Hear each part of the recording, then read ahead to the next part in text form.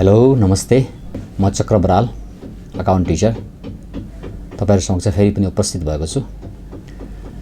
यो हामी क्लास 12 को म्यानेजमेन्ट ग्रुप अन्तर्गत अकाउन्ट सब्जेक्टको लागि रिभिजन क्लासमा हामी छौं। आज रिभिजन क्लासको दोस्रो सेसन यानी सेकेन्ड सेसनमा म उपस्थित छु र सेकेन्ड सेसन लिएर आएको छु। याभन्दा गएको भिडियोमा हामीले फर्स्ट सेसनको बारेमा कुराकानी गरेका थियौं।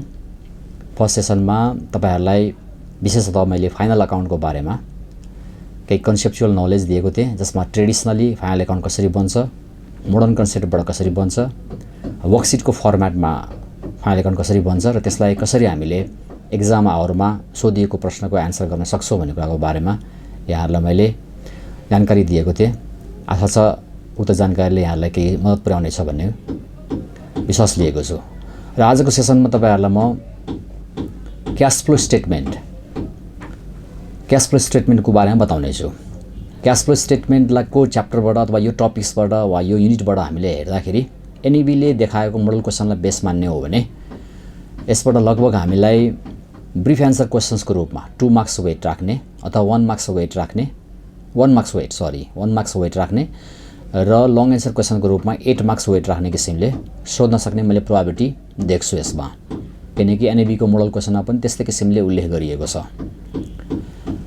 त्यसैले 9 मार्क्सको टोटल र सँगसँगै कुनै एउटा पार्टसँग सम्बन्धित क्याश फ्लो भित्रका विभिन्न कन्सेप्चुअल टपिक्सहरू अथवा त्यसका भित्रका टर्मिनोलोजी बेस मानेर कुनै 1 मार्क्सको थ्योरेटिकल कन्सेप्ट बेसिसमा पनि क्वेशन रेज गर्न सक्ने प्रोबेबिलिटी रहन्छ है।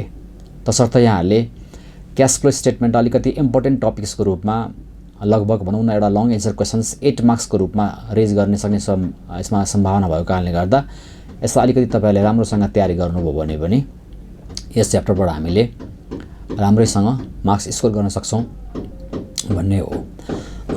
सो म आज तपाईहरुलाई अब क्याश फ्लो स्टेटमेन्टको बारेमा बताउन गइरहेको छु। सबभन्दा पहिला त म यसको सिम्पल थ्योरेटिकल टपिक्सको बारेमा, वास्तवमा क्याश फ्लो स्टेटमेन्ट के हो, कसरी त्यसलाई डिफाइन गरिन्छ भन्ने कुरामा उल्लेख गर्न चाहे।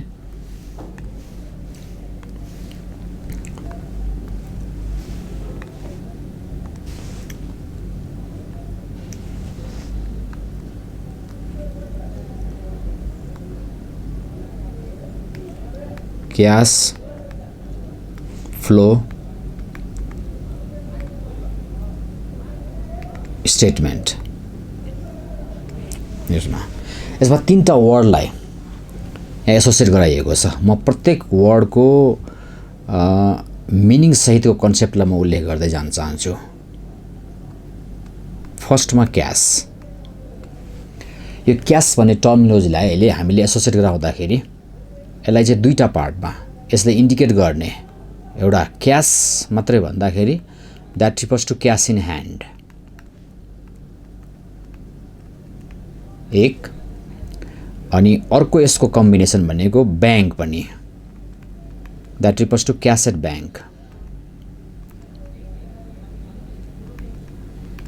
क्याश के हो त? क्याश भनेको एउटा इन्स्ट्रुमेन्ट हो, मोनिटरी इन्स्ट्रुमेन्ट, मिडियम हो, यो मोड हो भनौँ। अझ तपाईले बाइङ एक्टिभिटीज अथवा इकोनोमिक एक्टिभिटीज पर्फर्म गर्नुभयो, बिजनेस अर्गनाइजेसनले अथवा आफ्नो कम्पनीले इकोनोमिक एक्टिभिटीज कन्डक्ट गर्न खोज्दैछ भने त्यसको मोड, त्यसको इन्स्ट्रुमेन्ट चाहिँ क्याशको रूपमा युटिलाइज हुन्छ। जस्तो बाइङ एक्टिभिटीज हामी गुड्स पर्चेस गर्नुहुन्छ through out the payment of cash, goods sell गर्नुहुन्छ in against of receiving of cash. Employee engage भएको छ, 1 मन्थ म्याचुर भएपछि तपाईले उनीहरुलाई स्यालेरी पेमेन्ट गर्नुहुन्छ through out the payment of cash.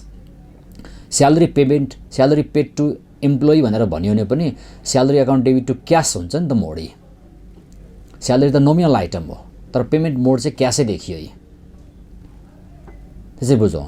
जस्तो रेन्ट म रिसिभ गर्दैछु, मेरो अर्गनाइजेसनले, मेरो कम्पनीले बाहिरबाट वा आउटसाइड पर्सनबाट रेन्ट रिसिभ गर्दैछ भने पनि रेन्ट पनि नोमिनल भयो। त रेन्टको अगेन्स्टमा रेन्टसँग एसोसिएट भएको चाहिँ के चिज प्राप्त गर्यो भन्दा त्यो पनि receiving as a condition of cash चाहिँ भनिन्छ। त्यसैले क्याश भनेको इन्स्ट्रुमेन्ट्स हो, क्याश भनेको मिन्स हो। यो इकोनोमिक एक्टिभिटीजलाई वेल फर्ममा पर्फर्म गर्नको लागि युज गरिने मिन्स, युज गर्ने इन्स्ट्रुमेन्ट्सको रूपमा हामी त्यसलाई क्याशको रूपमा इभ्यालुएसन गर्छौँ, त्यसलाई क्याश भनिन्छ। त्यो मिन्स चाहिँ दुई किसिमले भयो, you have to receive, you have to pay, हैन, you have to transact your money throughout your hand, that refers to cash in hand. हाताहाती पैसै गन्ने, कसैसँग लिनु परेमा, कसैलाई दिनु परेमा, पर्चेज गरेको अगेन्स्टमा पेमेन्ट गर्नु परेमा, सेल गरेको अगेन्स्टमा रिसिभ गर्नु परेमा एउटा चाहिँ क्यास नै रिसिभ गर्ने, pure cash, that is cash in hand, एउटा त्यो भनिन्छ। अर्को हामी रिसिभिङ, पेइङ, पर्चेजको अगेन्स्टमा पेमेन्ट गर्ने, सेल्सको अगेन्स्टमा रिसिभ गर्ने अर्को मोड हुन्छ, अर्को वे हुन्छ, that refers to by using a cheque, cheque receive गर्ने, चेक पेमेन्ट गर्ने, त्यसलाई चाहिँ हामी भन्छौँ पेमेन्ट, रिसिभिङ पेमेन्ट, होइन, रिसिभिङ अर पेइङ, तपाईँको payment system or receiving system of cash item by using bank cheque, त्यसलाई भन्छौँ हामी क्यास एट ब्याङ्क। तर दुइटै चिज क्यासै हो। अहिले त अब मोबाइल वालेट छ, मोबाइल मनी, इलेक्ट्रोनिक मनी भन्छौँ, डिजिटल मनी भनेर भन्छौँ, त्यो पनि ब्याङ्क अकाउन्टमै लिङ्क गरेर चलाइराखेको हुन्छ मान्छेहरूले, त्यो पनि क्यासै त हो, त्यसलाई पनि क्यास ट्रान्सफरको रूपमा हामी उल्लेख गर्छौँ। त्यसैले क्यास चाहिँ त्यो हो, होइन, त्यसको वे बिना त्यसलाई युज गर्न खोजेन भनेदेखि त्यसभन्दा बाहेक चाहिँ अरू सबै क्रेडिटतिर जान्छ। फेरि जस्तो तपाईँले गुड्स पर्चेस गर्नुभयो तर विदाउट पेइङ क्यास भनेपछि इट नाउ क्रेडिट ट्रान्जेक्सन भन्ने भइहाल्यो। गुड्स सेल्स गर्नुभयो विदाउट रिसिभिङ अ क्यास भन्नुभयो भने फेरि त्यो पनि क्रेडिट सेल्समै गएर बस्दियो। तत्काल त्यो टाइमको लागि चाहिँ क्यासको ट्रान्जेक्सन भइदिएन। तर अब पर्चेस गर्नुभएको छ क्रेडिटमा भन्यो भने यु हेभ टु पे। अब 1 महिना पछाडि वा 2 दिन पछाडि वा 1 हप्ता पछाडि तिर्नुहुन्छ अथवा सर्टेन पिरियड पछाडि तिर्न जानुहुन्छ भने फेरि क्यासकै कुरा आउँछ है, पेमेन्ट गर्ने। अथवा प्रेडिक्टेड पिरियड फिनिस भइसकेपछि तपाईँ रिसिभ गर्न खोज्दै हुनुहुन्छ भने त्यो पनि क्यास नै रिसिभ हुन्छ फेरि। त्यसैले मोडको रूपमा, इन्स्ट्रुमेन्ट्सको रूपमा, मिन्सको रूपमा हामी क्यासलाई डिफाइन गर्छौँ। अर्को हुन्छ फ्लो। यहाँ तपाईँलाई फ्लो भन्ने वर्ड युज गरिएको छ। फ्लोमा चाहिँ यसलाई भन्छ transactions of cash in hand or transaction of cash at bank. फ्लोलाई हामीले इन्डिकेट गर्दाखेरि म यसको त्यो दुईवटा पार्टलाई देखाउँछु। एउटा पार्ट हामीले स्पेसिफाई गर्छौँ inflow number 1 and next is outflow number 2। Inflow and outflow. Inflow means incoming condition of cash, incoming of cash तपाईँको अर्गनाइजेसनमा वा तपाईँलाई चाहिँ कुनै पनि सोर्सबाट, कुनै पनि एरियाबाट, कुनै पनि सेक्टरबाट, होइन, if you got an amount as a form of cash भन्यो भने that is incoming of cash. You are going to receive a cash, you are receiving a cash, that is incoming, प्राप्त गर्दै हुनुहुन्छ। एउटा त्यो जसलाई चाहिँ हामीले रिसिभ अफ क्यास पनि भन्न सक्छौँ हामी। यो receipts, all transaction regarding with the receipts of cash भन्यो भने नेक्स्ट भन्छौँ आउटफ्लो। आउटफ्लो भन्दाखेरि त्यसलाई चाहिँ भन्छौँ आउट गोइङ अफ क्यास। तपाईँको साथबाट, तपाईँको अर्गनाइजेसनबाट क्यास चाहिँ के हुन्छ त फ्लो भएर बाहिर जान्छ। अनि त्यसलाई भन्छौँ हामी, होइन, payment of cash, that refers to use of cash also.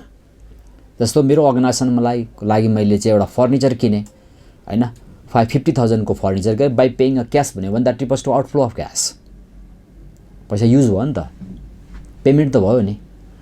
म घरधनीलाई चाहिँ घर भाडा तिर्छु यो महिनाको भाडा, होइन, आज जेठको इनिसियल डेजमा आज वैशाख मन्थ म्याच्योर्ड भयो, वैशाख मन्थको चाहिँ रेन्ट मैले घरबेटा तिर्ने हो भने रेन्ट तिर्ने भनेको रेन्ट चाहिँ नोमिनल फर्मेट भयो एज एन एक्सपेन्डिचर आइटमको रूपमा। र रेन्ट कसरी पे गर्ने, हाउ इज इट पोसिबल भनेर भने through out the payment of cash भन्छ, through out the use of instrument as a form of cash. या त तपाईँले क्यास इन ह्यान्ड नै युज गर्नुहोस् for the paying of rent amount भनिन्छ, या त ब्याङ्कको चेक इस्यु गरेर भए पनि ब्याङ्कबाट पेमेन्ट गर्नुहोस्। तपाईँको पोसिबिलिटी कहाँबाट छ अथवा तपाईँको एलइडी कहाँबाट छ, त्यो दुईटै सोर्सबाट, दुईटै फर्मबाट पनि हामीले पेमेन्ट गर्न सक्यौँ, त्यो चाहिँ पेमेन्ट भयो। That refers to outgoing of cash, त्यो आउट गोइङ हो, त्यसलाई चाहिँ बाहिर गएको भन्छौँ हामी, बाहिर गयो। त्यसैले हाम्रो अर्गनाइजेसनमा, हाम्रो कम्पनीमा कुनै पनि सोर्सबाट क्यास इन हुँदैछ भने द्याट रिफर्स टु इनफ्लो। र हाम्रो अर्गनाइजेसनको थ्रु आउटबाट, हाम्रो अर्गनाइजेसनबाट बाहिर चाहिँ मनी युटिलाइज भएर जाँदैछ, एप्लाई भएर जाँदैछ, युज भएर जाँदैछ भनेदेखि चाहिँ that refers to payment as a outflow of cash. यही चिज, यो चाहिँ फ्लो, यो इनफ्लो आउटफ्लो, इन आउट भइरहेको छ यो अर्गनाइजेसनभित्र during the whole of the year, during the period of 1 year, as a 12 months पिरियडभित्रमा ट्रान्जेक्सन भइरह्यो भने भइरहेको छ। त्यसै कुरालाई स्पेसिफाई गर्नु पऱ्यो क्या। स्पेसिफाई गर्दाखेरि म एउटा सानो यहाँ एउटा इक्जाम्पल देखाउँछु। भन्नु खोजेको के हो भन्दाखेरि जस्तो एउटा ब्यालेन्स सिट देखिन्छ, that refers to financial position of business organisation. Balance सिटको एसेट साइडतिर गएँ म, यो एसेट साइड हो।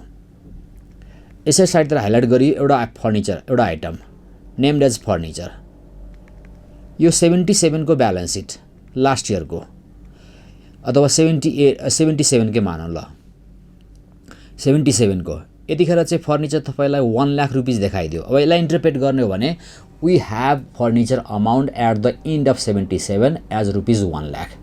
हाम्रो कम्पनीमा 1 लाख बराबरको फर्निचर एज अ फिक्स प्रोपर्टीको रूपमा छ। त्यसले इन्डिकेट गर्छ यस्तो कुरालाई। And after maturity of 1 year and now ending at 78 मा पुग्यो हामी। सेम ब्यालेन्स सिट बन्यो फेरि पनि थाहा छँदैछ हामीलाई एभ्री इयर बन्छ भनेर। Same heading same that means furniture item it's now shown as 150,000 ए। अब 78 मा पुग्दाखेरि चाहिँ फर्निचरको भ्यालु 150,000 देखाइयो भनेदेखि अब यो कुरालाई इन्टरप्रिटेसन गर्दा के बुझ्यो त value of furniture from 77 to 78 50,000 is increased भन्छौँ हामी। यसले इन्क्रिज गरेको देखायो न्युमेरिकल रूपमा। यसलाई म्याथमेटिकली अहिले हामीले इन्टरप्रिटेसन गर्दा यो बढेको देखियो। अब प्रोपर्टीको भ्यालु बढ्नु भनेको मतलब के हो त that means trials of making adding a furniture item फर्निचरलाई एड गरेको छ त्यहाँ। फर्निचर कसरी एड हुन्छ फिक्स एसेट्स कसरी एड हुन्छ त भन्दाखेरि through out the transaction of purchasing process or buying process. भनेपछि 77 बाट 78 मा आइपुग्दाखेरि तपाईँले के देख्नुभयो त यहाँ 50,000 को फर्निचर चाहिँ एड गरेको देखियो। द्याट रिफर्स टु पर्चेज किनेको देखियो। अब किनेको देख्यो भने यसले के हो त डाइरेक्टली तपाईँलाई हिट गर्यो के त आउटफ्लो अफ क्यास। फर्निचर किन्नुभयो 50,000 खर्च भएको देखियो। यी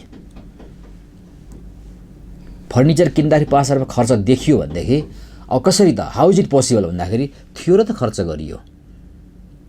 भनेपछि बिजनेस अर्गनाइजेसनसँग पक्कै पनि 50,000 अमाउन्ट चाहिँ इन थियो। Then there is a possibility to utilise as payment situation. Receive थियो र त पेमेन्ट भयो। भनेपछि हामीले के गर्नुपर्छ त यसको सोर्स देखिनुपर्छ भन्न खोजेको अब मैले यही हो।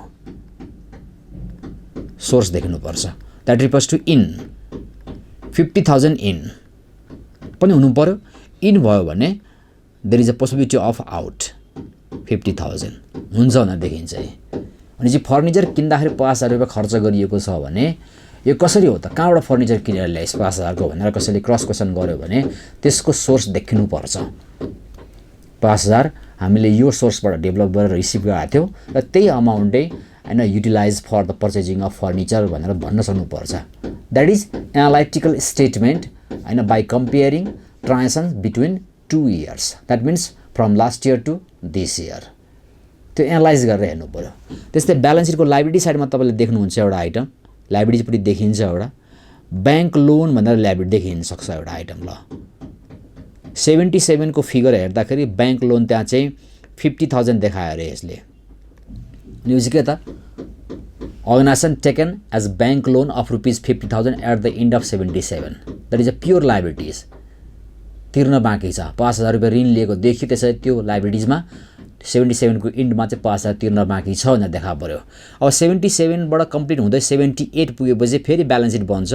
ब्यालेन्स सिट बनाउँदाखेरि अब यसले चाहिँ 1 लाख हैन तपाईको 20,000 अमाउन्ट चाहिँ देखाउँछ भनेदेखि चाहिँ के हो त लोन अमाउन्ट इज इन्क्रिज भनिन्छ। लोन अमाउन्ट 77 बाट 72 मा गर्दाखेरि 78 मा पुग्दाखेरि सरी इन्क्रिज भएको देखियो। Increase in bank loan bank loan increase भनेको मतलब कति देख्यो त 70,000 इन्क्रिज भएको देखियो। लोन इन्क्रिज भनेको के हो त that refers to receipt of cash. ऋण बढ्यो भने त कसरी ऋण बढ्छ त भन्दा पैसा लियो त ऋण बढ्यो। ऋण लिनु भनेको receiving of cash that refers to inflow of cash लिएको देखियो। तसर्थ तपाईँको 70,000 यो देखियो। यसलाई भन्छौँ हामी रो सोर्स। यो ऋण किन लियो त भन्दाखेरि there may be as possibility of application area also. त्यो 70,000 त उसले लिएर त खल्तीमा हालेर बसेको त छैन पक्कै पनि त्यसलाई युटिलाइज गरेको छ। And where is the application area of 70,000 of loan amount from 77 to 78। यो कुरा चाहिँ क्लेरिफाई हुनुपर्छ भनिन्छ प्रष्ट रूपमा। यो कुरा क्लेरिफाई गर्नको लागि हामीले 2 इयर्सको ब्यालेन्स सिटलाई 2 इयर्सको ट्रान्जेक्सन्सलाई एकअर्कासँग कम्पेरिजन गरेर हेर्नुभयो भने each and every item mostly each and every item associated with the transaction of cash सबै ट्रान्जेक्सन चाहिँ के हुन्छ त क्याससँग एसोसिएट भएर देखा पर्छ। त्यही एसोसिएट भएको ट्रान्जेक्सन त्यही एसोसिएट भएको क्यासको आइटमहरूलाई हामीले चाहिँ कम्प्लिट रूपमा हैन यसको चाहिँ इन यति हो यो सोर्सबाट इन भयो यो अब एरियामा चाहिँ युज भएको छ भनेको चाहिँ हामीले कम्प्लिट एनालाइज गरेर हैन त्यसको स्ट्रक्चर डेभलप गरिदिन्छौँ भनेदेखि त्यो स्ट्रक्चर डेभलप्ड स्ट्रक्चरले नै के हो त क्याश फ्लो स्टेटमेन्ट भन्छौँ हामी so cash flow statement is an analytical statement which explores all information about the incoming and outgoing conditions of cash on the basis of given transactions from last year to this year. Hey, last year to this year बाट दिएको ट्रान्जेक्सनलाई base मान्दाखेरि हामीले के बुझ्छौँ त हैन अर्गनाइजेसनमा यो वर्षभरिमा कुन कुन सोर्सबाट क्याश रिसिभ भयो र कुन कुन एरियामा क्याश युटिलाइज गरिएको छ वा एप्लाई गरिएको छ भनेको कुरा चाहिँ यसले हाइलाइट गरेर देखाउँछ वा त्यसको इन्फर्मेसनलाई एक्सप्लोर गरेर ठ्याक्कै ब्यालेन्स गर्छ त्यही प्रोसिड्युर्सलाई नै हामी क्याश फ्लो स्टेटमेन्टको रूपमा डिफाइन गर्छौँ ए यति कुरा डिफाइन गर्नलाई अब म जान्छु तपाईहरुलाई मेथडमा है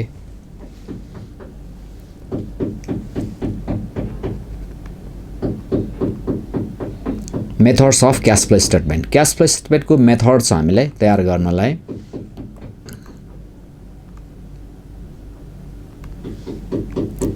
हामीले मोस्टली दुईटा मेथड पढ्नु पर्ने हुन्छ एकदमै यसको एप्रोप्रिएट मेथड चाहिँ डाइरेक्ट मेथड हो डाइरेक्ट मेथड अर्को भन्छौँ हामी indirect method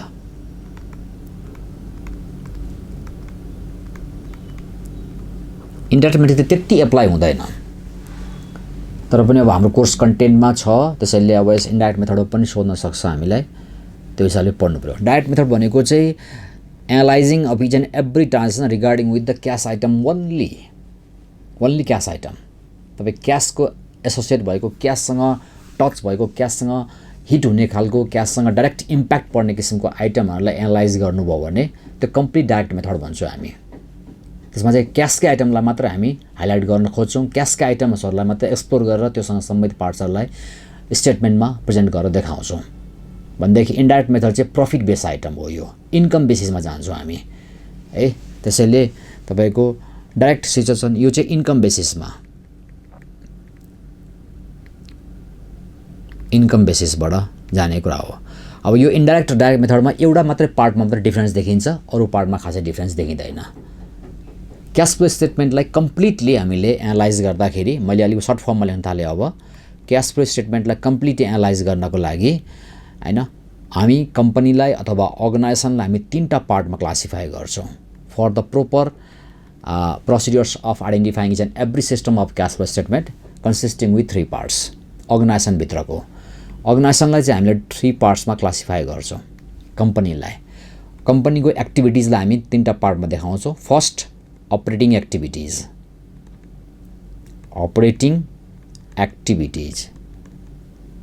first part second investing activities that refers to B यो चाहिँ इन्डिकेट नै गरिएको छ ए भनेको अपरेटिङ बी भनेको चाहिँ इन्भेस्टिङ र सी भनेको चाहिँ financing activities C financing activities एकदमै अलग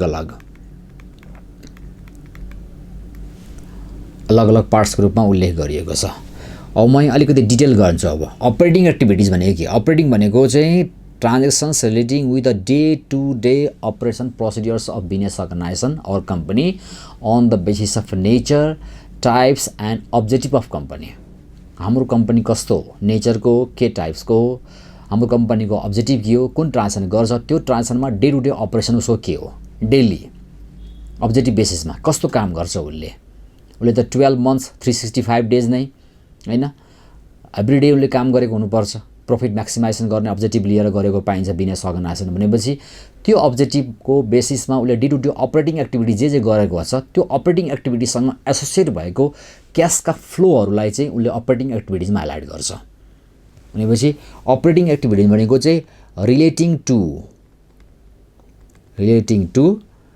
day to day operation process of organization operation activities day to day operational activities of organization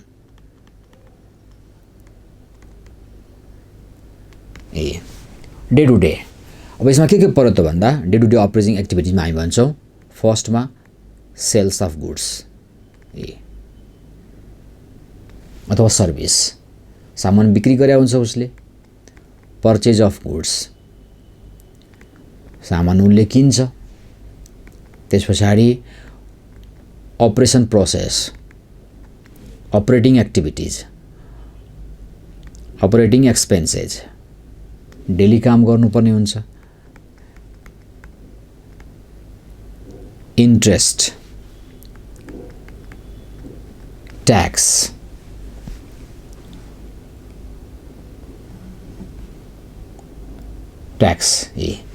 यति आइटम उसको डे टु डे अपरेसनभित्र पर्छ। Day to day operating activities, goods sale गर्छ उसले, goods sale गर्छ after purchasing of goods, सामान किन्छ ल्याएर बेच्छ। डेली उसले इम्प्लोइलाई पालिरहेको हुन्छ 12 महिना, रेन्ट पे गरिरहेको हुन्छ 12 महिना, इलेक्ट्रिसिटी एक्सपेन्सेस पे गरिरहेको हुन्छ 12 महिना, एडभर्टिजमेन्ट प्रोसेस एक्टिभिटिज गरिरहेको हुन्छ 12 मन्थ्सभरि नै। लोन लिएको छ भने 12 मन्थ्सभरिमा उसले इन्ट्रेस्ट पे गरिरहेको हुन्छ। प्रफिट अर्न गरिरहेको छ भने 12 मन्थ्सभरिमा उसले गभर्मेन्टलाई ट्याक्स पेमेन्ट गरिरहेको हुन्छ। यो चिजहरू चाहिँ हामीले अपरेटिङ एक्टिभिटिजभित्र हाइलाइट गर्छौँ। यस्तो किसिमको एक्टिभिटिजलाई हामीले अपरेटिङ एक्टिभिटिजभित्र फोकस गर्ने। इन्भेस्टिङ भनेको चाहिँ relating to fixed assets transactions.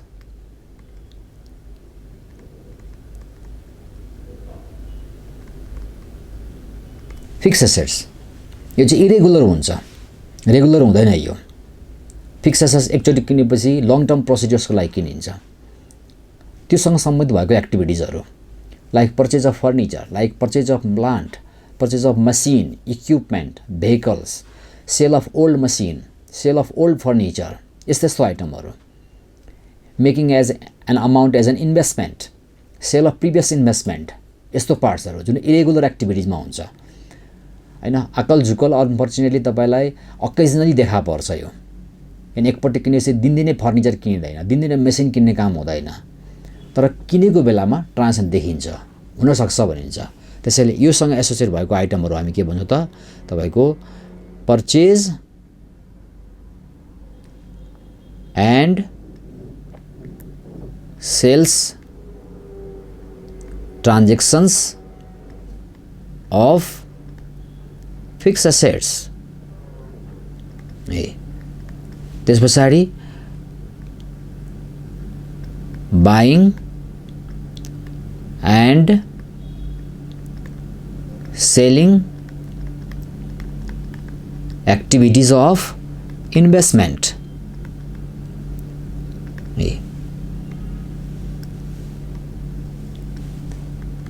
Dividend received, investment गर्नुभएको छ भने तपाईले डिभिडेन्ड प्राप्त गर्न सक्नुहुन्छ। यो चाहिँ उसको इन्भेस्टिङ एक्टिभिटिज। पर्चेज गर्यो, फर्निचर पर्चेज गरिरहेछ, आउटफ्लो अफ क्यास, पैसा खर्च हुन्छ। फर्निचर सेल गर्यो, पुरानो फर्निचर सेल गर्न सक्छ उसले, inflow of cash. Why how भन्ने कुरातिर रिजनै जानै होइन तपाईले just you have to classify, just you have to analyse the process of receiving and paying condition of cash amount or not, त्यति मात्रै हेर्ने हो हामीले। किन, कसरी, केका लागि, किन यस्तो गरेको, किन किनेको, किन बेचेको भन्ने कुरातिर जाएन। If there is a purchase, that refers to outflow of cash. If there is a sales, then refers to inflow of cash. त्यस्तो सोचलाई हामीले हेर्ने हो। तर relating with the fix assets transaction, transactions to land, transaction to building, plant, machine, equipment, furniture, vehicle हैन etcetera, यस्तो आइटम्सहरूलाई। अनि next भन्छौँ हामी फाइनान्सिङ एक्टिभिटिज। फाइनान्सिङ भनेको चाहिँ क्यापिटल स्ट्रक्चरसँग एसोसिएट भएको। कम्पनीले क्यापिटल कलेक्सन गर्छ through out the issue process of share. Capital collection गर्दाखेरि कहिलेकाहीँ प्रिमियममा सेयर इस्यु गर्छ। प्रिमियम इन्क्रिज भएको देखियो पनि इन्फ्लो अफ क्यास। वाइ? अब वाइ रिजन खोज्यो भने, लजिकली रिजन खोज्दाखेरि चाहिँ why company issue share capital to the public भन्दाखेरि for collecting cash amount as a form of capital. क्यापिटलको रूपमा उसले क्यासै कलेक्सन गर्नको लागि क्यापिटल इस्यु गरेको हो देखिन्छ हैन। रिजन अथवा भनौँ टेकिङ अफ लोन भन्छौँ हामी। वाइ भनेर सोध्यो भने तपाईँको increasing the power of capital source as a form of loan. ऋण किन लिएको भन्दा युटिलाइज गर्नलाई हो, इन्फ्लो जेनेरेट गर्नलाई हो, सोर्स जेनेरेट गर्नलाई हो। तपाईँलाई एप्लाई गर्नुपर्ने ठाउँ चाहियो, केही न केही काम गर्नुपर्ने देखियो, इन्भेस्टमेन्ट गर्नुपर्ने देखियो, मनीको सोर्स छैन, you are going to take a loan. Loan लिनबाट पनि के देखियो त, सोर्स अफ क्यास देखियो, इन्फ्लो। यस्तो चिजहरू जुन चाहिँ क्यापिटलको स्ट्रक्चरसँग, क्यापिटलको पार्टसँग एसोसिएट भएका आइटम्सहरू चाहिँ फाइनान्सिङ एक्टिभिटिजभित्र, जसमा चाहिँ हामी relating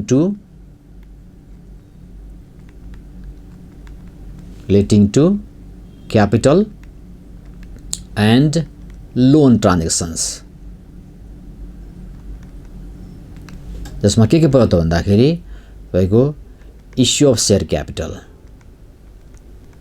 सबै share, equity share, preference share के छ त्यो सबै, transactions of share premium,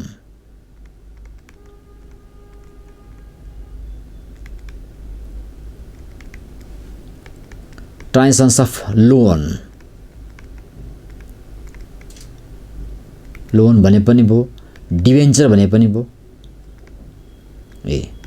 and finally dividend paid. यस्तो एक्टिभिटिजसँग सम्बन्धित भएको क्याशको ट्रान्जेक्सन्सहरू चाहिँ तपाईको सबै फाइनान्सिङ एक्टिभिटिजभित्र फोकस भएर बस्छ। अनि हरेकको लागि चाहिँ प्रत्येक स्टेटमेन्ट तपाईँले हेर्नुभयो भनेदेखि यहाँ अपरेटिङभित्रको स्पेसिफाई गरेका ट्रान्जेक्सन्सको नेचरहरू, इन्भेस्टिङ एक्टिभिटीभित्र स्पेसिफाई गरेको ट्रान्जेक्सनको नेचरहरू र फाइनान्सिङ एक्टिभिटीमा स्पेसिफाई गरेको ट्रान्जेक्सन नेचर एकअर्कासँग क्वाइट डिफ्रेन्ट छ, आफ्नो एरियामा छ। Operating activity day to day operating प्रोसेससँग सम्बन्धित भएको देखियो, इन्भेस्टिङ एक्टिभिटिज फिक्स एसेसको ट्रान्जेक्सनसँग एसोसिएट भएको देखियो, फाइनान्सिङ एक्टिभिटिज ठ्याक्कै कम्पनीको क्यापिटलको सोर्सहरूसँग रिलेटेड भएको देखियो। यो तीनै चिजलाई तपाईँहरूले हैन क्वेसनमा इन्फर्मेसन जस्तो एभाइलेबल भएको छ त्यसको बेसिसमा यसको इनफ्लो आउटफ्लो सोर्सलाई चाहिँ हामीले स्ट्रक्चर बेसमा डेभलप गरेर देखाउँछ भने त्यो कम्प्लिट स्ट्रक्चर चाहिँ के हो त क्याश फ्लो स्टेटमेन्टको रूपमा हामी उल्लेख गर्छौँ। त्यसरी बुझ्नु पर्यो हामीले। ओके, अब म जान्छु यसमा क्याश फ्लो स्टेटमेन्टभित्रको टपिक्सहरूमा। हामीले चाहिँ यसको सोलुसन गर्दाखेरि के हेर्नुपर्छ, यो चाहिँ मैले डाइरेक्ट मेथडबाट फोकस गरिरहेको छु अहिले। इन्डाइरेक्ट मेथडमा अहिले म गएको छुइनँ। इन्डाइरेक्ट मेथड गर्दाखेरि पनि यो अपरेटिङ एक्टिभिटिजलाई मात्रै इफेक्ट पार्छ इन्डाइरेक्ट एक्टिभिटिजले, इन्डाइरेक्ट मेथडले। इन्भेस्टिङ एक्टिभिटिज र फाइनान्सिङ एक्टिभिटिज चाहिँ डाइरेक्ट मेथड गरे पनि इन्डाइरेक्ट मेथड गरे पनि एउटै प्रोसेस हो। अपरेटिङ एक्टिभिटीलाई चाहिँ डाइरेक्ट मेथड र इन्डाइरेक्ट मेथडमा डिपेन्ड पर्छ। यो डाइरेक्ट भेरो इन्कम बेसिसमा गयो अथवा प्रफिट बेसिसमा गयो भने त्यो इन्डाइरेक्ट हुन्छ, रिभर्स बेसिस पनि भन्छौँ हामी, त्यो चाहिँ इन्डाइरेक्ट हुन्छ। अहिले म क्यास फ्लो स्टेटमेन्ट डाइरेक्ट मेथडबाटै जान्छु। म यसको फर्मेटको कुरा गर्दाखेरि तपाईँहरूले पार्टिकुलर्स र अमाउन्ट राखेर फर्मेट डिजाइन गर्दा पनि भयो, वा अलिकति आफ्नो एन्सर सिटको स्पेसलाई अलिकति पर्फर्म गरेर देखाए पनि भयो। जस्तो you have to start from the A indicated by A, लेख्नुहोस् यसरी net cash from operating activities NCFOA, सर्टकटमा हामी यस्तो भन्छौँ। CFOA पनि भन्छ कतिले, यहाँ नराखेर। यो चाहिँ first part consisting with A part. यसभित्र पनि सबभन्दा पहिलो हामी हेर्छौँ अब के त net cash collection from debtors अथवा customers. Net cash collection from customers. अब हेर्नुहोस् तपाईँलाई त्यहाँ मैले देखाएँ नि, यो चाहिँ सेल्स अफ गुड्ससँग ठ्याक्कै सम्बन्ध भएको एक यो मैले यहाँ इन्डिकेट गरेँ, त्यो एक ठ्याक्कै। कस्टमरसँगको लिङ्क कसरी हुन्छ त भन्दा through out the selling of goods भनिन्छ। गुड्स सेल गरिसकेपछि जसलाई हामी सेल गरिरहेका छौँ, जुन पार्टीलाई हामी गुड्स सेल गर्छौँ त्यो पार्टीलाई हामी डेप्टर्सको रूपमा कस्टमर्सको रूपमा डिफाइन गर्छौँ। त्यही चिज चाहियो भनेपछि अब यहाँबाट तपाईँको बेस हुन्छ के त सेल्स। सेल्सलाई लिएर उसले स्टार्ट गर्छ हिसाब, mathematical given amount in the sales. अब सेल्सलाई चाहिँ इफेक्ट पार्छ त क्यास कलेक्सन कसले भन्दाखेरि सेल्ससँग एसोसिएट भएको आइटम, कस्टमरसँग एसोसिएट भएको आइटम, त्यो भनेको एउटा डेप्टर्स, अर्को बिल रिसिभेबल। डेप्टर्स र बिल रिसिभेबल, डेप्टर्सलाई हामी बिल, डेप्टर्सलाई अकाउन्ट रिसिभेबल पनि भन्ने गर्छौँ, बुक डेट पनि भर्ने गर्छौँ, तर नर्मली हामी डेप्टर्स भनेर भन्ने गर्छौँ। अब डेप्टर अलिकति साइडमा म यहाँ उल्लेख गरेँ, डेप्टर्स भनेको ब्यालेन्स सिट आइटम हो। यो बिल रिसिभेबल भनेर भन्छौँ अर्को, यो पनि ब्यालेन्स सिट आइटम हो जसलाई हामी करेन्ट एसेट्सको रूपमा डिफाइन गर्छौँ। That refers to receivable amount in against of credit sales भन्ने बुझिन्छ। क्रेडिट सेल्सको अगेन्स्टमा रिसिभ गर्न बाँकी रकम हो यो। अब 77 को अमाउन्टलाई हेर्ने, 78 को अमाउन्टलाई हेर्ने, ट्रान्जेक्सन त हुनु पऱ्यो 1 वर्षको। अनि हेर्दाखेरि के हुन्छ त, जस्तो सपोज भनौँ 78 मा देखाउँदाखेरि 40,000 देखिन्छ, 78 मा आउँदाखेरि यो 30,000 देखा पर्छ भने डेप्टर्सको अमाउन्ट के हो त घट्यो, रिसिभेबल अमाउन्ट घट्यो। लास्ट इयर 77 मा 40,000 रिसिभ गर्न बाँकी थियो, अब 78 मा आउँदाखेरि त्यो 30,000 मा डिक्रिज भएर देखा पर्छ भनेदेखि चाहिँ 10,000 त डिक्रिज भयो। And how is it possible? Debtors किन डिक्रिज भयो भन्दा through out the collection of money भनिन्छ। यो डेप्टर्स भनेको त्यो व्यक्ति उसँग मैले 40,000 लिन बाँकी थियो पोर, अब आफ्नो साइडबाट हेर्ने कुनै एउटा पर्टिकुलर पर्सनको रूपमा इमेजिन गरेर हैन। डेप्टर्स भन्ने एउटा व्यक्तिसँग लास्ट इयरमा उसँग मैले 40,000 रुपियाँ लिन बाँकी थियो, यसपालि आउँदा 30,000 रुपियाँ लिन बाँकी देखिन्छ भन्नुको मतलब के हो त? We collected 10,000 amount from the debtors. Meaning त्यस्तो लाग्यो नि त, 10,000 रुपियाँ कलेक्सन भयो भन्ने मिनिङ लाग्यो एउटा त्यो। अर्को तपाईँलाई बिल रिसिभल पनि सेम पोजिसनमा हेरौँ, लास्ट इयर्सको अमाउन्ट 50,000 थियो, बिलको रिसिभ गर्न बाँकी 50,000 अमाउन्ट देखिन्छ, 78मा पुग्दाखेरि यो 60,000 देखा पर्यो भन्दै के देखा पर्यो त भन्दा इन्क्रिज भएर बहुत देखियो। भनेपछि गत साल बिल रिसिभल भन्ने पार्टीसँग हामीले चाहिँ 50,000 लिन बाँकी थियो, अब यसपालि आउँदाखेरि 78 पुग्दाखेरि पनि त्यो 60,000 हुनु पुग्छ भन्दाखेरि त तपाईँको रिसिभल अमाउन्ट झन् इन्क्रिज हुँदै गएको छ। रिसिभल अमाउन्ट इन्क्रिज हुनु भनेको मतलब त्यहाँ क्यास कलेक्सन भएको देखिएन। No cash collection from the bill receivable, cash collection भइदिएन। भनेपछि अब यहाँ दुईटालाई हेर्दाखेरि कि इन्क्रिज भएको देखिन्छ कि डिक्रिज भएको देखिन्छ। अब कुनै अमाउन्ट भयो भने इक्वल भयो भने नो ट्रान्जेक्सन हैन। जस्तो तपाईँको अकाउन्ट सेलमा जाउँ, अब अकाउन्ट सेल पोर पनि 40,000 थियो, यसपालि पनि 40,000 थियो भने चाहिँ नो ट्रान्जेक्सन, त्यसले त कुनै असरै परेन। किनकि यसले क्यास ट्रान्जेक्सनलाई हाइलाइट गर्न खोजेन, यसले क्यास ट्रान्जेक्सनलाई हिट गर्न खोजेको देखिएन। नभएपछि के हो त त्यसको त हाम्रो अर्थै राख्दैनौँ। तर यो दुईटा पार्टमा चाहिँ हामी उल्लेख गर्यौँ। के गर्दा भन्दा 40बाट डिक्रिज हुँदाखेरि यहाँ हेर्नुहोस् है, अब रिसिभेबल अमाउन्ट डिक्रिज हुँदाखेरि हैन there is a result of collecting of cash money हुन्छ, अथवा क्यास कलेक्सन हुँदो रहेछ। भनेपछि हामी के गर्दछ, इन्क्रिज डिक्रिज हुँदाखेरि क्यास कलेक्सन हुँदो रहेछ भन्ने बुझौँ। अर्को इन्क्रिज हुँदाखेरि क्यास कलेक्सन हुँदो रहेनछ, फेरि no collection of money due to increase the bill receivable from 77 to 78 भन्ने देखा पर्यो। भनेपछि इन्क्रिज भयो, इन्क्रिज हुँदाखेरि क्यास कलेक्सन भएन भन्ने मिनिङ लाग्यो। क्यास कलेक्सन भएन भनेपछि के हो त? आएन, नो रिसिभ। क्यास कलेक्सन भयो भनेपछि रिसिभड, त्यसैले हामीले के हो त? इन्क्रिज अथवा डिक्रिज इन डेप्टर्स के भएको देखियो। अनि प्लस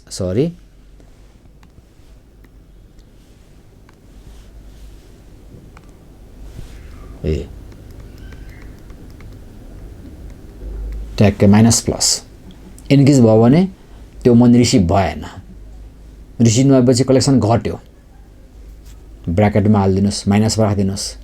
डिक्रिज भइदियो, कलेक्सन भयो, प्लसमा राख्नुहोस्। इन्क्रिज डिक्रिजको फर्मेट लेख्दाखेरि अब अगाडि चाहिँ इन्क्रिज लेख्ने चलन छ, त्यसैले लेख्ने गरिन्छ। त्यस्तै बिल्स रिसिभेबली same indicating line. Sometime discount allowed भनेर दिन्छ है, कलेक्सन गर्दाखेरि डिस्काउन्ट अलाउ गरियो भनेर पनि भन्न सक्छ। भन्यो भने माइनस, यो त सिङ्गल हो, माइनसमा इस वान आइटम सिङ्गल स्पेसिफाई हो भने त्यसलाई मैले अटोमेटिक लेखिहाल्छु। त्यसमा चाहिँ ट्वाइस अप्सन देखा पर्यो भने अब माइनस प्लसको साइन युज गर्छु। यस्तो गरेपछि net cash collected from customer, यो 1 को एन्सर। म्याथमेटिकली प्लस माइनस गर्दै आउनुहोस् नम्बर 1। नम्बर 2 मा पुग्छौँ हामी। अब नेट क्यास पेमेन्ट टु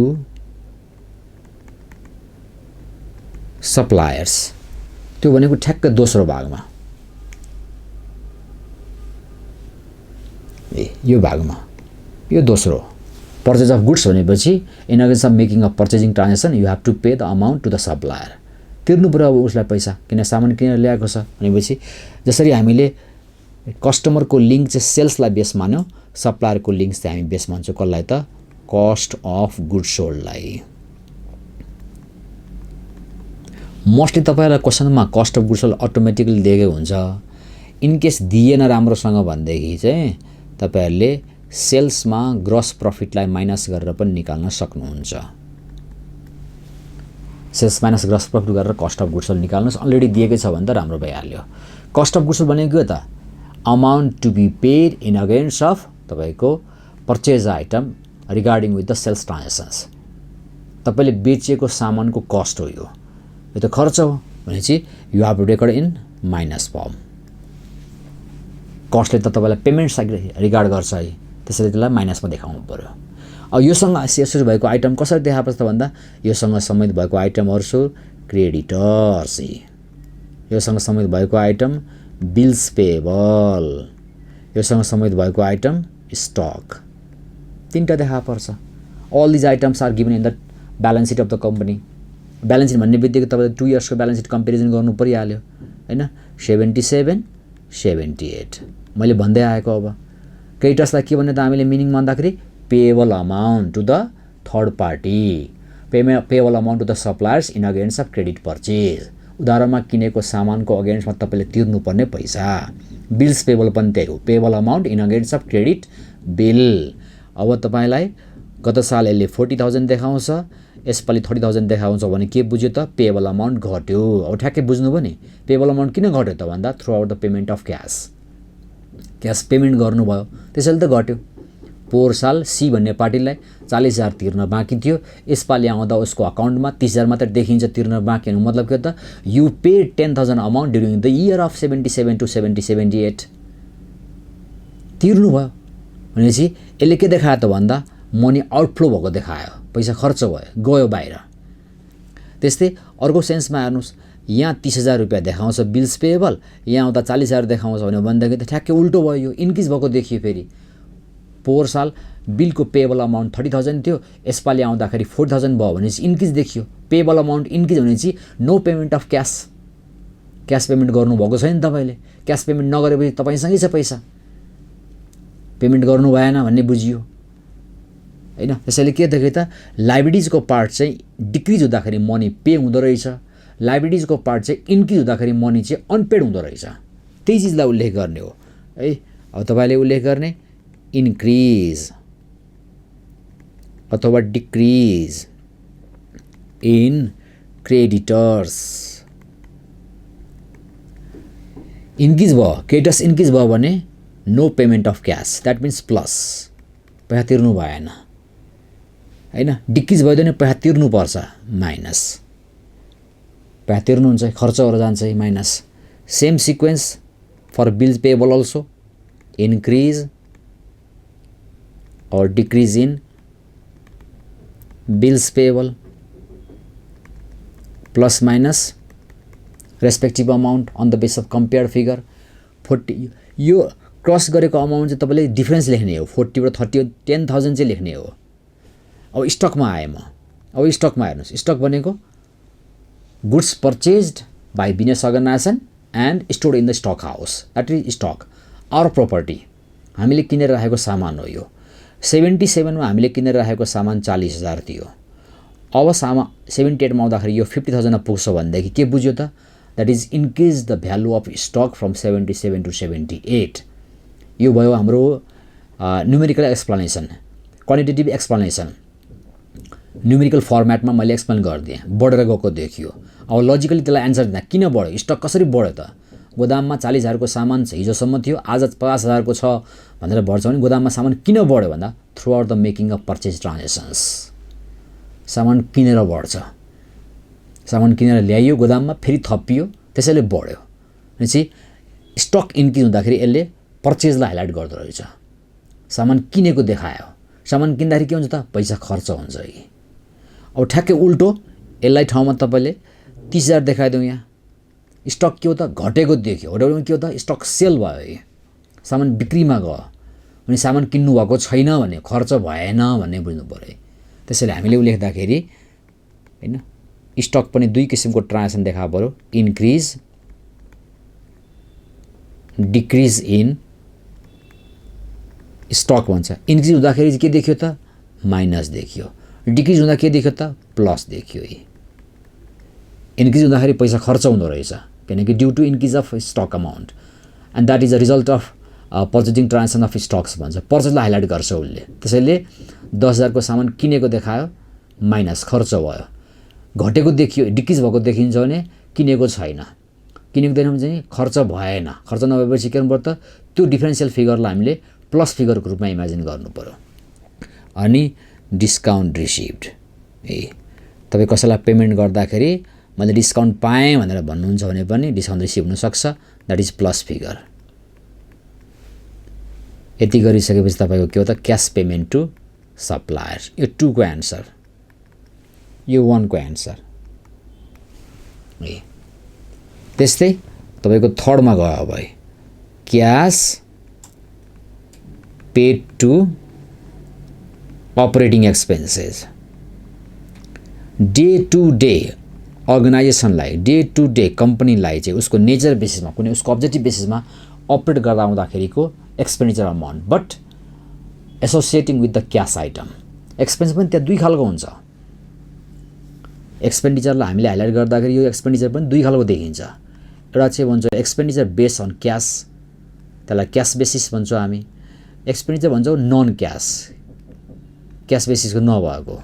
जस्तो तपाईले स्यालेरी इम्प्लोइलाई पे गर्नुभयो भने त्यो क्यास बेसिसको एक्सपेन्डिचर भयो। घरबेटीलाई रेन्ट पे गर्नुभयो भने क्यास बेसिसको एक्सपेन्डिचर भयो। एडमिनिस्ट्रेटिभ एक्सपेन्सेस बियर गर्नुहुन्छ भने क्यास बेसिसको एक्सपेन्डिचर भयो। एडभर्टाइजिङ गर्नुहुन्छ भने क्यास बेसिसको एक्सपेन्डिचर भयो।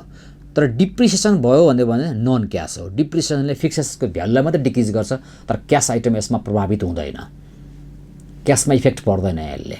Depreciation non cash expenditure item भन्छ त्यसलाई हामी। हो, यस्तो आइटम तपाईले छोड्नु पर्यो। यो डिप्रिसिएसन, प्रोभिजन हैन, प्रोभिजन मेड, प्रोभिजन पनि तपाईले प्रोभिजन मात्रै हो, देखाएको होइन। त्यसैले यस्तो किसिमको आइटमहरूलाई हामीले के भन्छ त नन क्यास आइटम भन्छ। नन क्यास आइटम तपाईले छोड्दिने, क्यास एक्सपेन्डिचर मात्रै आइटम उल्लेख गर्ने, त्यतिलाई मात्रै। त्यसैले यहाँ चाहिँ अल अपरेटिङ क्यास एक्सपेन्सेस, क्वेसनले अपरेटिङ एक्सपेन्स मात्र भनेर हाइलाइट गर्छ भने त्यो अपरेटिङ एक्सपेन्स नै हो, क्यास एक्सपेन्डिचर नै हो भनेर अनुमान गरेर हिसाब गर्ने। त्यसमा अरू कुरालाई उल्लेख गरिनु पर्दैन खासै। यो अलिकति डिटेलमा क्वेसन आउने कारणले गर्दा अपरेटिङ एक्सपेन्सेस भनेर पनि देखा पर्छ। जस्तो तपाईलाई म एउटा सानो यहाँ क्वेसन हाइलाइट गरिदिइहाल्छु, हेर्नुहोस् कस्तो देखिन्छ भनेर है। म एकैछिन यहाँ तपाईलाई क्वेसन मैले देखाउन खोजिहालेँ।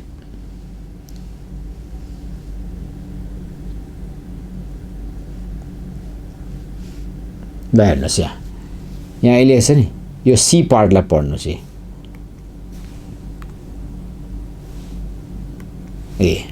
Operating expenses including depreciation 30,000 was rupees 1 lakh भनेर लेख्यो।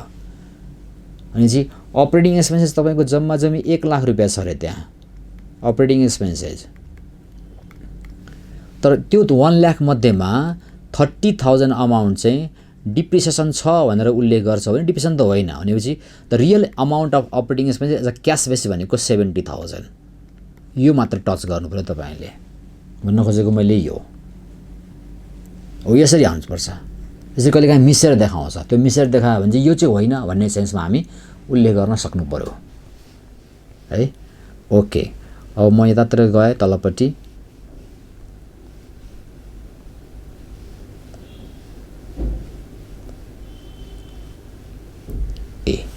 योसँग एसोसिएट भएको आइटम के त भन्दाखेरि योसँग एसोसिएट भनेको आइटम भनेको तपाईलाई एउटा आउटस्ट्यान्डिङ एक्सपेन्सेस, अर्को चाहिँ प्रिपेड एक्सपेन्सेस। आउटस्ट्यान्डिङ एक्सपेन्स तपाईलाई लायबिलिटीपट्टि देखा पर्छ ब्यालेन्स सिटको, प्रिपेड एक्सपेन्सेस तपाईलाई एसेसपट्टि देखा पर्छ। यो तिर्न बाँकी खर्च हो। फेरि त्यस्तै गरी 77 मा तिर्न बाँकी 5,000 थियो, 78 मा आउँदाखेरि तपाईले तिर्न बाँकी त्यो पैसा चाहिँ अब 3,000 मात्रै छ भने you paid cash amount in against of outstanding expenses, that refers to outflow of cash. पैसा खर्चको देखियो यो। अब यसैलाई मैले 8,000 बनाइदियो भने यु हाभन्ट पेड, तपाईले तिर्नु भएको छैन यहाँ amount, because due to increase of outstanding expenses from 77 to 78। भनेपछि डिक्रिज हुँदाखेरि क्यास पे गरेको मिनिङ लाग्दो रहेछ, इन्क्रिज हुँदाखेरि क्यास पे नगरेको मिनिङ लाग्दो रहेछ। त्यसैले हामीले के लेख्ने त increase and decrease, increase or decrease in, मैले आउटस्ट्यान्डिङलाई O/CS मा लेखेँ एक्सपेन्सेस। इन्क्रिज भयो भने पैसा तिर्नु भएन, डिक्रिज हुनुभयो भने पैसा तिर्नु भयो। इन्क्रिजले प्लस साइनलाई हाइलाइट गर्छ, डिक्रिजले माइनस साइनलाई हाइलाइट गर्छ। प्रिपेडमा जाउँ, एडभान्स एक्सपेन्डिचर अमाउन्ट हैन, प्रिपेड हो नि त, एडभान्स पेड। गत साल प्रिपेड तपाईको 3,000 थियो, यसपालि प्रिपेड चाहिँ यो 8000 हुन्छ भने के बुझ्नुभयो त एक्स्ट्रा अमाउन्ट पेड हैन from 70 to 78 as ₹5000 that refers to again outflow of cash made in against a prepaid expense related heading तपाईले थप तिर्नु भयो फेरि पैसा 5000 रुपैयाँ आउट बढेर जाँदाखेरि यो चाहिँ फेरि ठ्याक्कै उल्टो पोर एडभान्स 3000 दिएको यसपालि एडभान्स दिँदाखेरि चाहिँ 8000 पुऱ्याइसक्यो भनेदेखि त तपाईले 5000 रुपैयाँ एडभान्स फेरि थप्नु भयो that refers to outflow of cash अब त्यसको ठ्याक्कै उल्टो गरेर हेर्नुस् 8000 छोड्नुस् यतापट्टि यसमा 2000 मात्रै पार्नुस् 2000 रुपैयाँ भनेपछि के हो त प्रिपेड घटेको देखियो घटेको पनि तपाईले पेमेन्ट गर्नु भएको छैन क्याश एडभान्स अमाउन्ट डिडक्सन हुँदै गयो भनेपछि no payment of cash payment भएको देखिएन भनेपछि इन्क्रिज हुँदाखेरि चाहिँ यो पेमेन्ट हुँदो रहेछ डिक्रिज हुँदाखेरि फेरि यो पेमेन्ट नहुँदो रहेछ ठ्याक्कै उल्टो पाल्टो इन्क्रिज डिक्रिज इन प्रिपेड यस्तो गर्दा चाहिँ फ्याक्कै फेरि तपाईले माइनस प्लस यति गरिसकेपछि यो अमाउन्ट भयो थर्डको रिजल्ट यसरी नै सिरियली अलिकति स्पेस लिएर गर्दै जाँदा हुन्छ तर मैले चाहिँ यहाँ छुट्टा छुट्टै देखाइदिएको हो नेक्स्ट क्याश यो चाहिँ माइनसमै आउँछ है सबै सरी यो माइनसमा आउँछ एक मात्रै प्लसमा आउँछ 2 3 को आन्सर सबै माइनसमा आउँछ क्याश पेड टु इन्ट्रेस्ट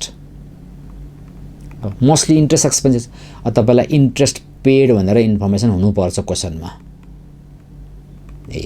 हुनुपर्छ भयो भने फिनिस यही नै अमाउन्ट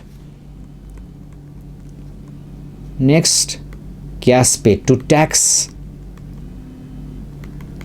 यसमा पनि दुई किसिमको देखा पर्छ कसैमा तपाईलाई ट्याक्स पेड भनेर पनि देखा पर्न सक्छ ट्याक्स पेड भनेर देखा पर्यो भनेदेखि यही नै आन्सर भइहाल्यो मोस्टली यस्तै हुने गर्छ है कहिलेका ट्याक्स पेड नभनेर प्रोभिजन फर ट्याक्स भनेर लाइब्रेरीमा देखा पर्न सक्छ त्यो भयो भने अलिकति इन्फर्मेसन डिटेलमा आउँछ तर अहिले मैले ट्याक्स पेड मात्रै सुकाइदिएँ किनकि तपाईँहरूको कोर्स कन्टेन्ट बेसिसमा यतिले नै तपाईँहरूलाई इनफ हुन्छ यी अनि देयरफोर तपाईँले ए पार्ट सकियो A means net cash from operating activities equals to 1 + 2 + 3 + 4 + 5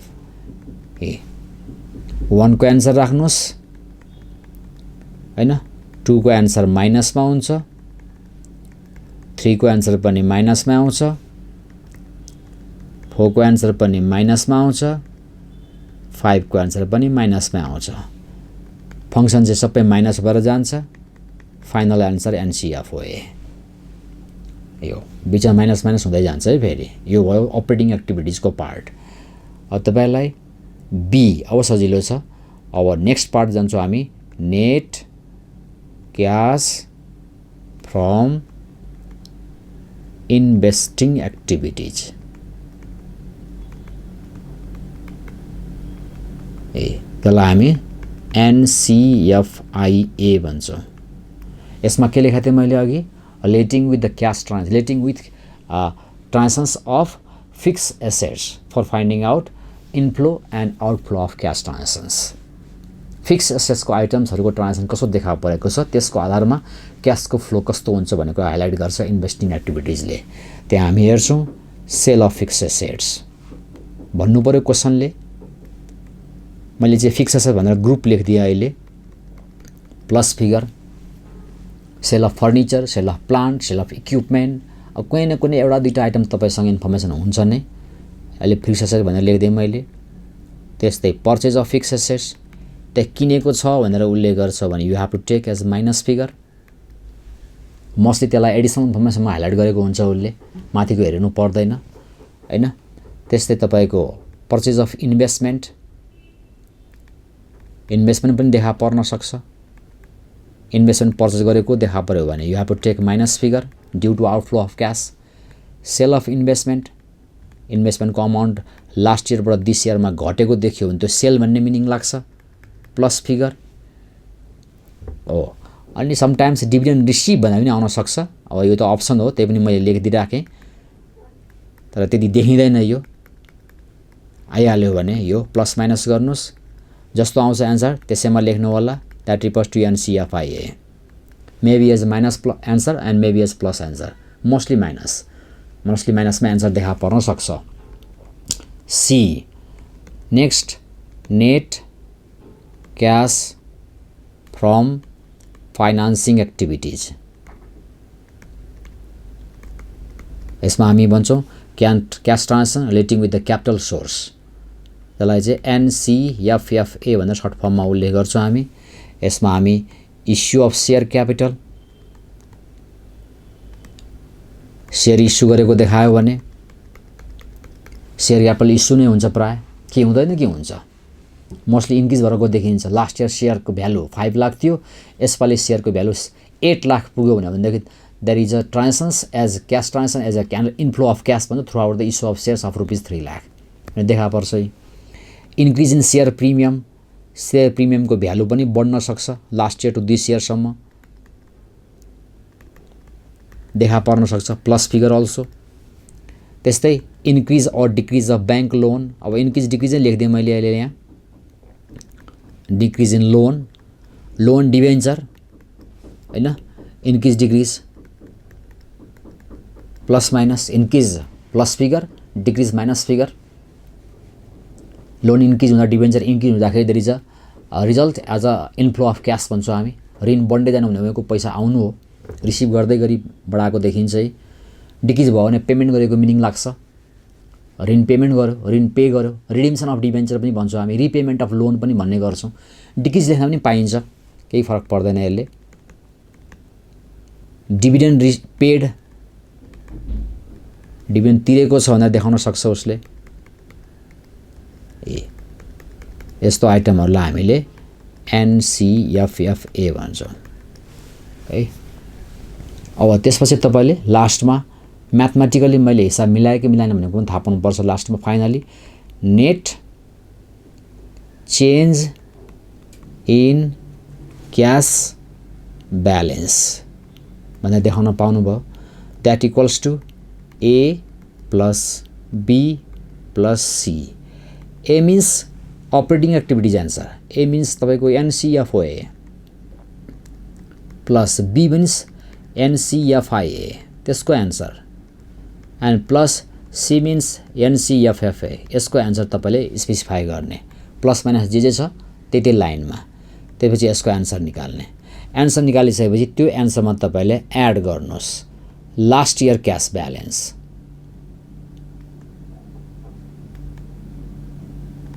जसलाई चाहिँ हामी ओपनिङ क्यास ब्यालेन्स पनि भन्ने गर्छौँ। ओपनिङ क्लोजिङ के लेख्ने हो झ्याउ भयो भन्ने लाग्यो भने तपाईँलाई लास्ट इयर भनेर लेख्नुहोस्। न्युमेरिकल काउन्ट गर्दाखेरि तपाईँलाई त्यहाँ 77 र 78 गरेर दुईवटा वर्षको ब्यालेन्स सिट दिएको छ भनेदेखि एउटै स्ट्रक्चरमा दिएको हुन्छ। यसलाई लास्ट इयर मान्नुहोस्, 78 लाई दिस इयर मान्नुहोस्। लास्ट इयर भनेको ओपनिङ हो, दिस इयर भनेको क्लोजिङ हो। कहिलेकाहीँ क्वेसनमा तपाईँलाई लास्ट इयर दिस इयर भनेर यस्तै दिएकै हुन्छ फिगरै, यही नै हेडिङ मतलब यही वर्डमै दिन्छ, त्यो भयो झन् सजिलो भइहाल्यो। तर त्यो ब्यालेन्स सिटमा दिएको स्ट्रक्चर अनुसार तपाईँले हेर्ने चाहिँ गर्नु होला। कहिलेकाहीँ उल्टो दिन्छ, अगाडिपट्टि चाहिँ 78 दिएको हुन्छ, पछाडिपट्टि 77 दिएको हुन्छ। त्यस्तो भयो भने फेरि पछाडिपट्टिकै एलवाई हो र अगाडिपट्टिको टिवाई हो, अनि कम्पेरिजन गर्दा यताबाट यता हेर्नुपर्छ। फेरि कहिलेकाहीँ झुक्क्याइदिन्छ है, एक दुईचोटि त्यसरी सोधे पनि हुनसक्छ। पहिला कोर्समा त्यसरी सोधिन सक्छौँ, कहिलेकाहीँ फ्याट्टा उल्टो पारा दिएको हुन्छ डेट, किनकि क्रोनोलोजिकल फर्मेटमा हामीले लास्ट इयर र दिस इयर भन्नुपर्ने हुन्छ।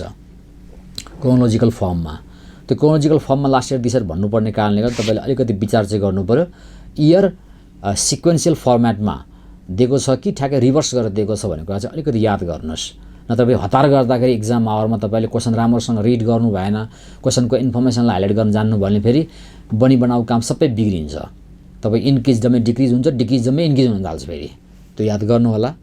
अनि त्यही माथिको ब्यालेन्ससँग लास्ट इयरको क्यासलाई जोडिदिनुहोस्। जोड्दाखेरि आउने ब्यालेन्स नै तपाईँको के हुन्छ त दिस इयर क्याससँग यो म्याच गर्छ। दिस इयरको क्यास ब्यालेन्ससँग ट्याक्कै क्वेसनमा म्याच गर्छ यी।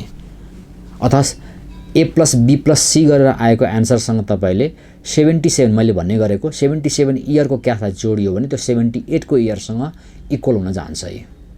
यो कन्सेप्टबाट तपाईँले चाहिँ 8 मार्क्समा सोध्न सक्ने पोसिबिलिटी मैले यो कन्सेप्टमा देख्छु, योभन्दा बाहेकमा होइन है। यसको लागि तपाईँहरूलाई अब यो मैले आज डाइरेक्ट मेथडको प्रोसेसमा उल्लेख गरिदिएँ। यसको चाहिँ अलिकति तपाईँलाई न्युमेरिकल फिगर कस्तो देखिन्छ भनेर म यहाँ उल्लेख गरेर देखाउँछु। मोडल क्वेसन्सको मैले यहाँ सोल्युसन गरेर देखाएको छु, तपाईँहरूलाई म हाइलाइट गरेर देखाउँछु। यहाँ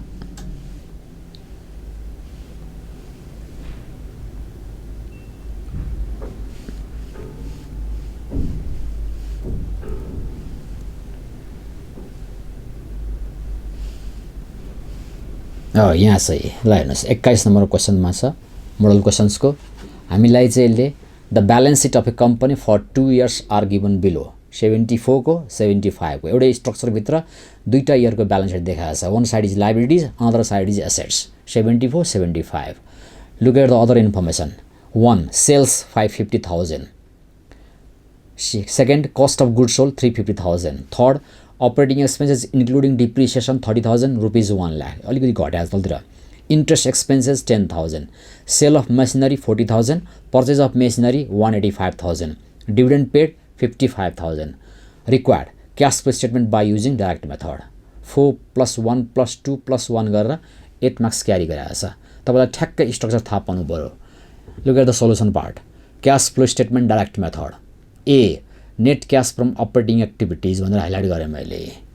नम्बर 1 त्यसभित्र पनि net cash collection from customers regarding with the sales revenue, स्याक्कै सेल्सबाट सुरु गरेँ मैले। सेल्स 550,000 अनि सेल्ससँग एसोसिएट हुने आइटम भनेको हेरेँ मैले ब्यालेन्स सिटमा।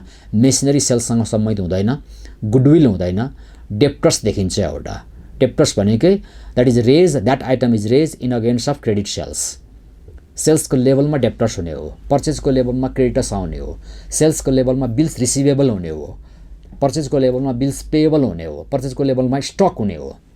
त्यसैले you have to clarify each and every item where is the link point.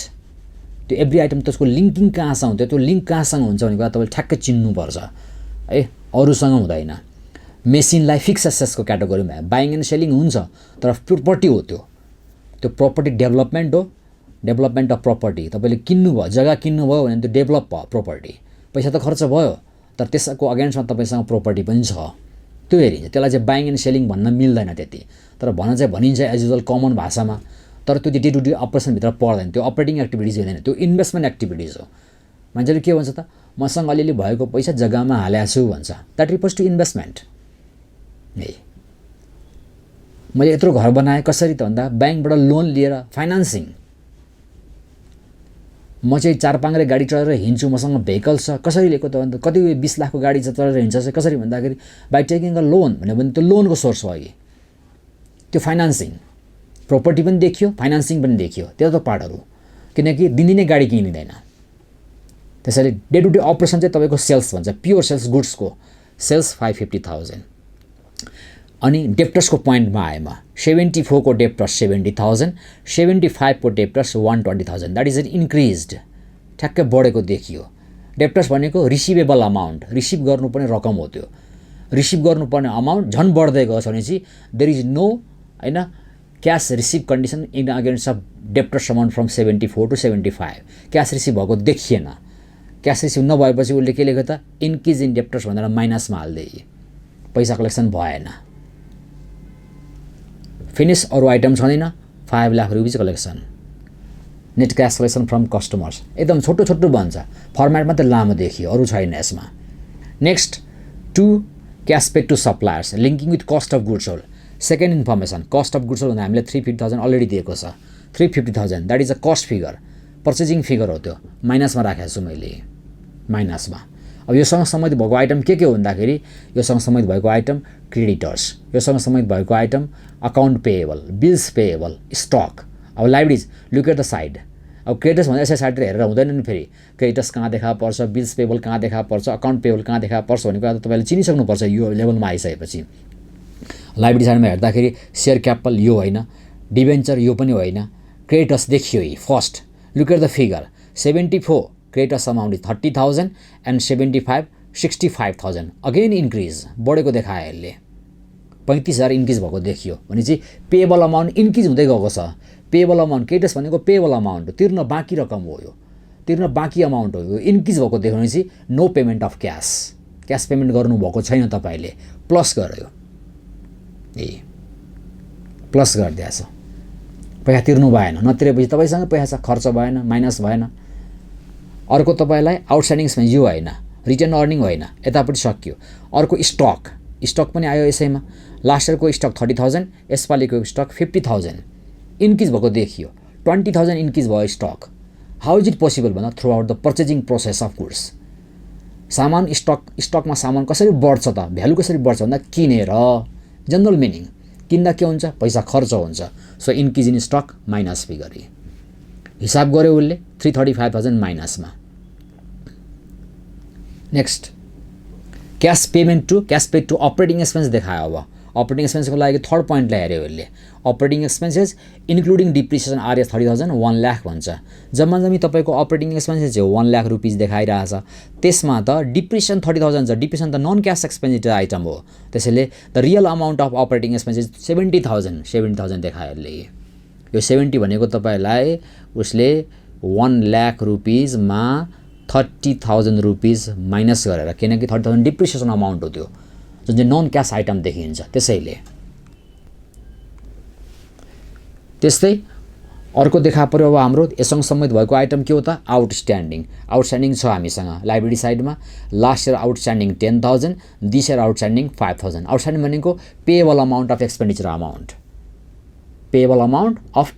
Amount, खर्च तिर्न बाँकी रकम हो यो।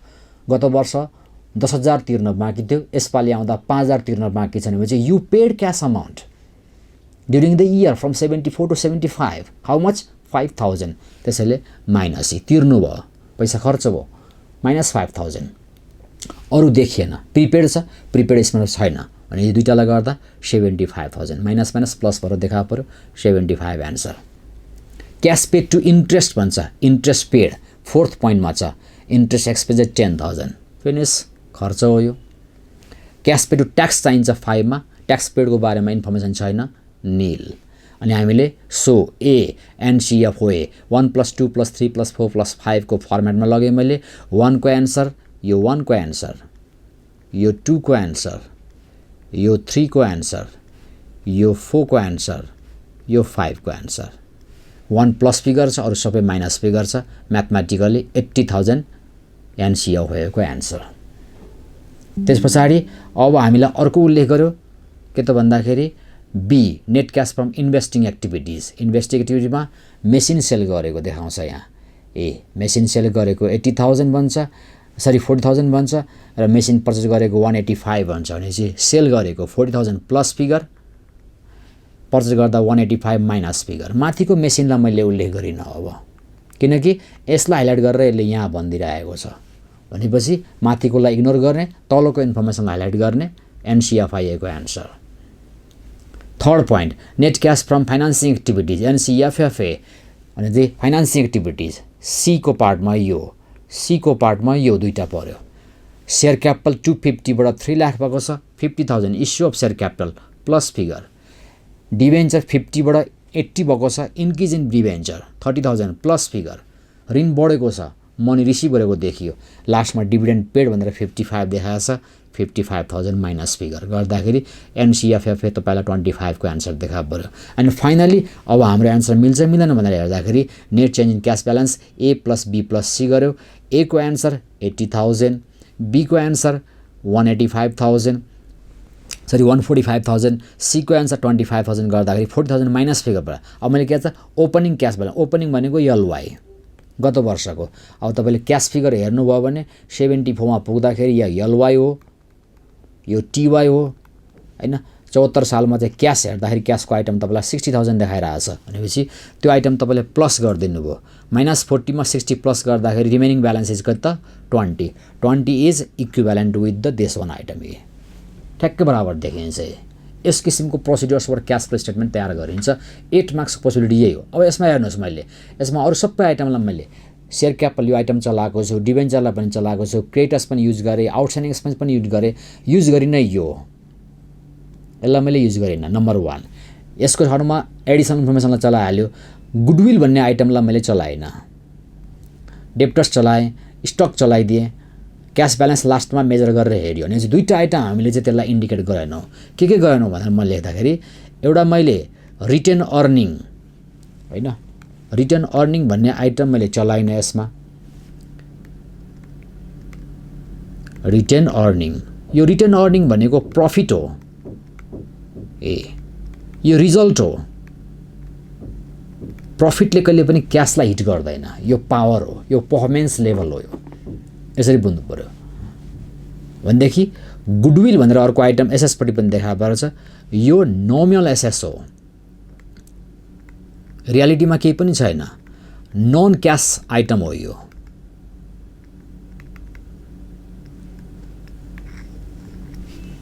Invisible item. Machine we have होइन 5 लाख rupees amount as a part of machine भन्यो भने द्याट इज भिजिबल, त्यो ट्यान्जिबल देखिन्छ। कहाँ छ 5 लाखको मसिन भन्दाखेरि यहाँ छ हेर भन्ने देखा पायो। मसँग कसैले अब मेरो कम्पनीको नाममा चाहिँ 1 करोडको ल्यान्ड छ भने वेयर इज इट भन्दाखेरि चाहिँ you can see, you can evaluate, you can measure होइन for the proper evaluation of 1 crore amount for the land, that is tangible. तर गुडविल कति हो भनेर देखा पऱ्यो भने गुडविल चाहिँ के हो भन्ने हिन्छ। गुडविल भनेको नोमिनल हो, त्यसले कहिले पनि क्यासको आइटमलाई हिट गर्दैन। यो नोमिनली तपाईँलाई के त इमेजिन गरेर त्यसको अमाउन्ट इभ्यालुएसन गरेर राखिन्छ। नर्मली अहिले तपाईँलाई बुझाउँदाखेरि मात्रै, रियालिटीमा त त्यो अलग्गै चिज हुन्छ। तर अहिले भन्दाखेरि चाहिँ 40,000 को गुडविल, 20,000 को गुडविल भने चाहिँ यो चिज चाहिँ तपाईँको इन्डाइरेक्टमा मात्रै हान्छ। यो इन्डाइरेक्ट प्रोसेस हो। यो इन्डाइरेक्टली यसले क्यासलाई चाहिँ इफेक्ट पार्छ, कम्पनीको इन्कमलाई इफेक्ट पार्छ। तर यसले प्योर डाइरेक्ट रूपमा चाहिँ क्यासको आइटमलाई इफेक्ट पार्दैन, किनकि नन क्यास आइटम हो। त्यसैले गुडविलको अमाउन्ट र कम्पनीको अर्निङ गरेको प्रफिट अमाउन्टले क्यासलाई इफेक्ट पार्दैन। त्यसैले त्यो दुईवटा आइटमलाई मैले के गरिदिएँ त इग्नोर गरिदिएँ। इग्नोर गरिदिएर अनि क्यास फ्लो स्टेटमेन्टको हिसाब चाहिँ तपाईँको प्रश्न मिलाइएको छ भन्छु म। हो यो पार्टमा हामीले चाहिँ सिक्नु पऱ्यो। तपाईँले ठ्याक्कै यस्तै कन्सेप्ट राखेर होइन यहाँहरूले चाहिँ प्र्याक्टिस गर्नुभयो भने हामीले मोडल क्वेसन पनि अपलोड गरिदिएका छौँ होइन, त्यहाँ हेर्नु होला। त्यो मोडल क्वेसनको पनि तपाईँले हेर्नुभयो। अब तपाईँहरूसँग एभाइलेबल भएको बुक्स हुन्छ, त्यो बुक्सलाई पनि फलो गरेर तपाईँले हेर्न सक्नुहुन्छ। म चाहिँ सजेस्ट गर्छु डाइरेक्ट मेथडलाई तपाईँहरूले बढी फलो गर्नुहोस्। 8 मार्क्सको क्यारी गर्छ यसले होइन। यस्तै किसिमको सिक्वेन्समा you are going to attempt at first time तपाईँको इक्जाम भन्ने यो मोडलको, यो प्याटर्नको, यो न्यू कोर्सको, न्यू डिजाइनको कोर्स तपाईँहरू पहिलोचोटि एटेम्प्ट गर्दै हुनुहुन्छ। त्यसैले मोडल क्वेसन्स र त्यसै बेसमा एभाइलेबल भएको अरू किसिमको इक्जाम ओरिएन्टेड क्वेसनहरूलाई तपाईँहरूले प्र्याक्टिस गर्नुभयो भने होइन you can secure 8 marks from the cash flow statement. त्यसको लागि तपाईँहरूले स्ट्रक्चर ठ्याक्कै थाहा पाउनु पऱ्यो र कुन तरिकाले हिसाब गर्दैछु म भन्ने कुराको बारेमा पनि प्रष्ट रूपमा आइडिया जेनेरेट गर्न सक्नुपर्छ। अब यो के गर्ने, कता गर्ने, कसो गर्ने भन्ने कुरामा अलमल पर्नुभयो भने गाह्रो पर्छ। त्यसैले you have to take a strong command about the proper structure of cash flow statement consisting with operating activities as first part, second part, third part, fourth part and fifth part serially. First part collection, second part payment to supplier, third part operating expenses payment, fourth part payment to interest amount, and fifth part tax payment amount. Then after considering with the B part, that refers to cash transaction relating with the investing activities consisting with all transactions relating with the fixed assets. त्यहाँ एउटा न दुईवटा item fix एसेट्सको बारेमा दिएको हुन्छ। त्यसैको transaction तपाईँलाई purchase गरेको, सेल्स गरेको बारेमा जति इन्फर्मेसन एभाइलेबल छ त्यो इन्फर्मेसन एभाइलेबल भएको आधारमा तपाईँले के गर्नु त राख्ने। कहिलेकाहीँ इन्फर्मेसन दिँदैन तलपट्टि, जस्तो माथिपट्टि तपाईँलाई फर्निचर भनेर एउटा एक्स्ट्रा आइटम दियो होइन, यहाँ 40,000 दियो, यो सपोज यहाँ 40,000 रुपियाँ दियो, यहाँ 60,000 रुपियाँ देखा पर्यो। यसको बारेमा चाहिँ तल इन्फर्मेसन हाइलाइट गरेन भने you have to compare the both of the figure from last year to this year. Increase भएको देखिन्छ। एसएस कसरी इन्क्रिज हुन्छ त भन्दाखेरि only that is a one result भन्छौँ, that refers to purchasing process. सम्पत्ति कसरी बढ्छ भन्दाखेरि किनेर, सम्पत्ति कसरी घट्छ त बेचेर। किन्दा आउटफ्लो अफ क्यास, बेच्दा inflow of cash. Inflow plus figure, outflow minus figure. यसरी ट्रिट गर्न जान्नु पऱ्यो। यो तरिकाले ट्रिट गर्नुभयो भने अगेन होइन you can secure 8 marks from the cash flow statement. ल आशा छ तपाईँहरूलाई क्यास फ्लो स्टेटमेन्टले आजको रिभिजन क्लासको सेसन 2 ले तपाईँहरूलाई क्यास फ्लो स्टेटमेन्टको लागि एउटा राम्रोसँग त्यसले सपोर्ट गर्छ र तपाईँले यसको बारेमा राम्रोसँग बुझ्नुभयो होला भन्ने पनि मैले विश्वास लिन्छु होइन, विश्वास लिएको छु।